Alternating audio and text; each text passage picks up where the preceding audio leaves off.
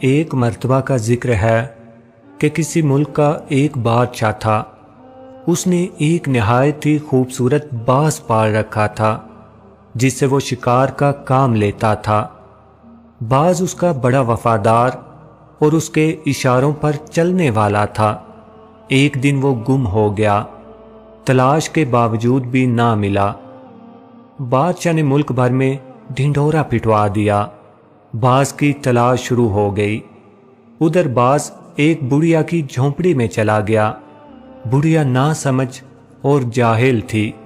اس نے باز کو دیکھا اور کہا، تو کن ناسمجھ لوگوں کے ہتھے چڑھ گیا ہے جنہوں نے تیرے پروں کی تراش کی، نہ تیرے ناخن کاٹے اور نہ تیری ٹیڑھی چونچ کو سیدھا کیا۔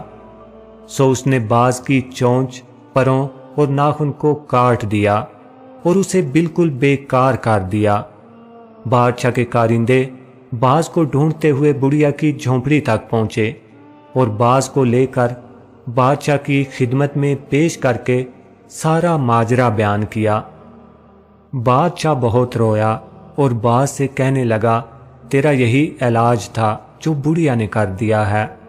تو نے اپنے مالک سے جو تیری ہر ضرورت کو بہتر سمجھتا اور تیرا خیال رکھتا تھا دغا کیا، اور ایک ایسی جگہ گیا جہاں نہ تو کوئی تیری ضرورت کو سمجھتا تھا اور نہ تیرا خیال رکھ سکتا تھا۔ پس ذلت تو تیرا مقدر ہونی ہی تھی، سو وہ ہوئی۔ مولانا روم فرماتے ہیں کہ باز سے مراد انسان ہے اور بڑھیا سے مراد دنیا ہے۔